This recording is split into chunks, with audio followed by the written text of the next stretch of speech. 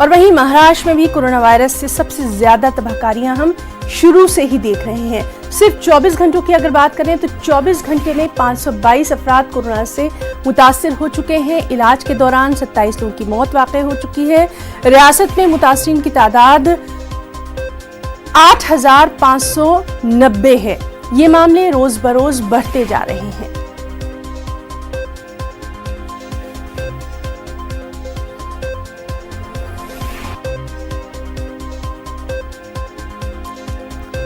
तो नाज़रीन, लगातार हम आपको बता रहे हैं मुल्क की मुख्तलिफ रियासतों का हाल, जहां पर कोरोना का सबसे ज़्यादा कहर देखा जा रहा है। और ये भी आपको बता दें कि लॉकडाउन को लेकर भी ख़ासतौर से इन रियासतों में क्या कुछ हिकमत अमली अपनाई जाने वाली है, उसके ताल्लुक से भी आज हम आपको रूबरू करवाएंगे। और चलिए हम रुख करेंगे दिल्ली में मौजूद हमारे साथी पवन का। पवन, सबसे पहले तो आपसे यही जानना चाहेंगे, जिस तरह से लगातार हम देख रहे हैं कि कोरोना को लेकर लगातार एहतियात बढ़ती जा रही है, लेकिन उस सब के बावजूद मामले भी सामने आ रहे हैं, और क्या कुछ अपडेट?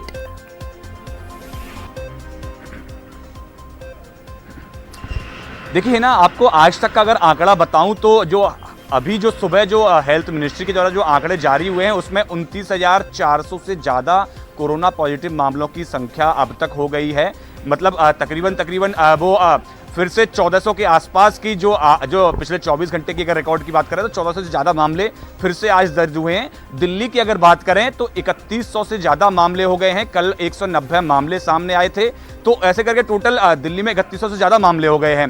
तो कुल मिला के देश में लगातार मामले बढ़ते जा रहे हैं। हालांकि स्वास्थ्य विभाग के द्वारा लगातार जो प्रेस कॉन्फ्रेंस और ब्रीफिंग जो होती है उसमें यही बताया जा रहा है, क्योंकि अब टेस्टिंग की स्पीड बढ़ रही है। दिन में रोज के हिसाब से 40,000 से ज़्यादा टेस्ट कंडक्ट कराए जा रहे हैं पूरे देश के अंदर, इसलिए अब ये नंबर्स जो है वो बढ़ रहे हैं। हालांकि जो उनका जो ग्रोथ रेट है नंबर्स की, वो पूरे देश में सिर्फ 4.1% ही बनी हुई है। इसलिए नंबर्स क्योंकि टेस्टिंग बढ़ रही है इसलिए नंबर्स भी बढ़ रहे हैं, लेकिन फिलहाल जो स्थिति है वो कंट्रोल में है।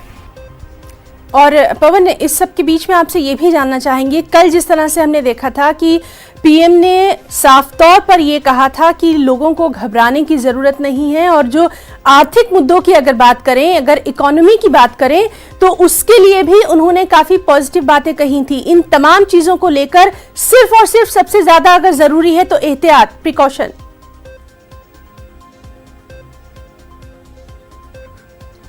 देखिए, बिल्कुल जिस तरह से लगातार प्रधानमंत्री हों, गृह मंत्री हों या तमाम राज्यों के मुख्यमंत्री हों, उनका एक ही फोकस है कि क्योंकि अब तकरीबन 35 दिन से ज़्यादा का वक्त हो गया है देश को लॉकडाउन हुए, आर्थिक गतिविधियां बिल्कुल रुक गई हैं। अब उसको कैसे धीरे धीरे शुरू किया जाए, क्योंकि गृह मंत्री का कल की जो वीडियो कॉन्फ्रेंसिंग थी उसमें साफ तौर पर कहना था कि देश को बहुत ज़्यादा लंबे वक्त तक बंद नहीं रखा जा सकता। जो आर्थिक गतिविधियां हैं उनको लगातार चालू करना पड़ेगा। उसी के चलते पहले गृह मंत्रालय की तरफ से एक एडवाइजरी जारी की गई कि जो कॉलोनीज हैं या जो गाँव का जो एरिया है उसमें जो फुटकर दुकानें हैं उनको खोलने का आदेश जारी कर दिया गया। तो अब जैसे कि अब क्योंकि 3 मई तक इस लॉकडाउन जो 2.0 था वो 3 मई तक था, अब उसको धीरे धीरे कैसे खोलना है उसको लेकर सरकार लगातार जितनी भी उनकी जो कमेटियां बनाई थी उनसे विचार विमर्श कर रही है, बातचीत कर रही है, कैसे आगे इस पूरी प्रक्रिया को बढ़ाया जाए। तमाम मुख्यमंत्रियों के साथ बैठ के यही बात हो रही है। प्रधानमंत्री खुद एक पूरी जो उन्होंने कमेटीज बनाई थी उनके साथ कंसल्ट कर रहे हैं, कैसे पूरे प्रोसेस को आगे बढ़ाया जाए, कैसे लॉकडाउन को फेज वाइज मैनर में खोला जाए, उसको लेकर लगातार बातचीत हो रही है। क्योंकि देश की जो आर्थिक गतिविधियां हैं बिल्कुल रुक गई हैं और बहुत लंबे वक्त तक इनको नहीं रोक कर रखा जा सकता।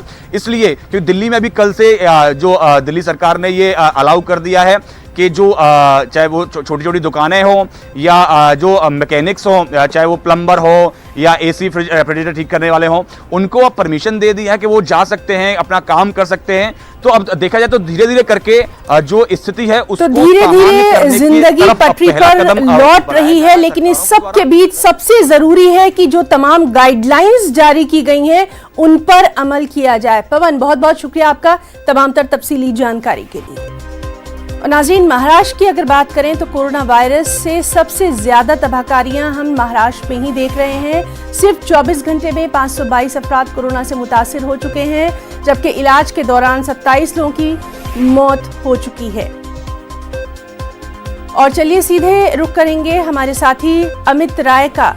अमित, लगातार पहले दिन की अगर हम बात करें तो हम यही देखते रहे हैं कि कोरोना से अगर कोई भी रियासत सबसे ज्यादा मुतासिर रही तो वो महाराष्ट्र रही। लगातार आंकड़ा बढ़ता गया, हालांकि तमाम तर एहतियाती तदाबीर उठाई गई हैं। आज की ताजा सूरत हाल हम आपसे जानना चाहेंगे। देखिए, अगर अभी तक के आंकड़ों की बात करें तो महाराष्ट्र में 8,590 कोरोना पॉजिटिव मरीज हो चुके हैं और मरने वालों की संख्या हो चुकी है 369। पिछले 24 घंटे में 522 नए मरीज मिले हैं और 27 लोगों की जो है मौत हुई है।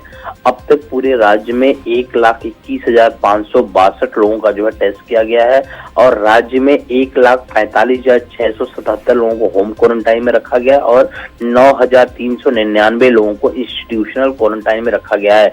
जिन 27 लोगों की जो है अभी मृत्यु हुई है वो उनमें से जो है 15 लोग जो है मुंबई में हैं, अमरावती के 6 लोग हैं, पुणे के 4, जलगांव के 1 और औरंगाबाद में 1 की मौत हुई है।